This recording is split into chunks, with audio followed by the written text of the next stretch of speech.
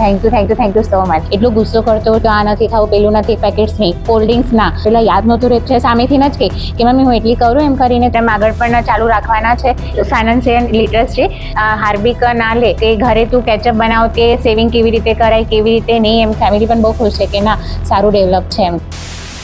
તમે આલ્બનબ્રેન એકેડમીમાં પાર્ટને જોઈન કરાવ્યું તો તમને કેવું એક્સપિરિયન્સ રહ્યું, શેર કરશો? એક્સપિરિયન્સ તો બહુ સારો છે. પહેલાં કરતાં તો બહુ બેટર છે. પહેલાં પાર્થ એટલો ગુસ્સો કરતો, ચીડચીડ કરતો અને ખાવાનું પણ આપતી તો આ નથી ખાવું, પેલું નથી ખાવું, નકરા પેકેટ્સ એ કોલ્ડ ડ્રિંક્સ એવું જ બધું કરતો.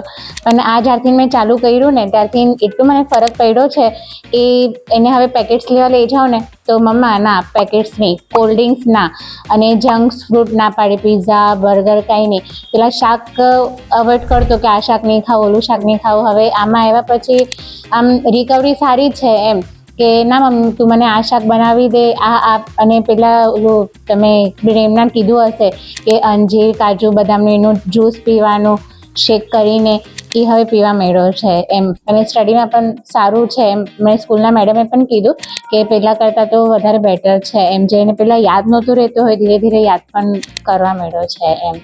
સારું છે. એ રેગ્યુલરમાં રૂટીનમાં મેડિટેશન અને એક્સરસાઇઝ જે આપણે આપીએ અહીંયા ક્લાસમાં એ બધું કરે છે? હા બધું કરે છે. સામેથી જ કે મમ્મી હું એટલી કરું એમ કરીને તો પછી હું કહું કે હા તું કર એમ કરીને.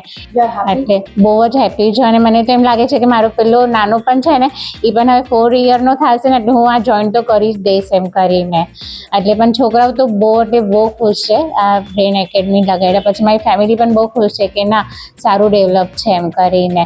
ગુસ્સામાં પણ બહુ કંટ્રોલ કરી લીધું. પેલા જે ચીડચીડ કરતો ને બહુ શાંત થઈ ગયો છે એમ, વાંધો નથી એમ. અને તમારી તો બહુ તારીફ કરે કે મને રાજુલા મેડમ તો બહુ જ ગમે એમ કરીને, બહુ મજા આવે. મેડમે તો આ બ્રેન એકેડમી તો ચાલુ તો કર્યા જ છે પણ પ્લસ અમને એક મસ્ત સરસ મજાની મેડમ આગળ પણ ચાલુ રાખવાના છે, ફાઇનાન્શિયલ લિટરસી.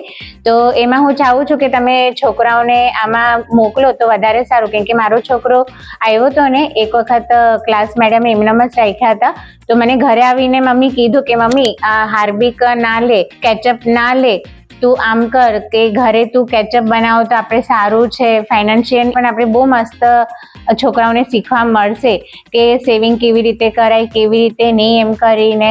એટલે મેડમ આ કોર્સ ચાલુ કરવાના છે તો મારું એ ઈચ્છા છે કે તમે સાથે સાથે છોકરાઓને છે ને આ કોર્સ પણ સાથે કરાવો તો આપણા માટે પણ સારું ને છોકરાઓ માટે પણ સારું. અને બ્રેન એકેડમીમાં થેન્ક યુ કહું છું રાજુલા મેડમને કે બહુ થેન્ક યુ કે તમે આ ક્લાસ ખોલ્યા છોકરાઓ માટે. અને અમને પણ ફાયદો છે ને છોકરાઓને પણ ફાયદો છે ને રિઝલ્ટ પણ બહુ બેસ્ટ છે. Thank you so much.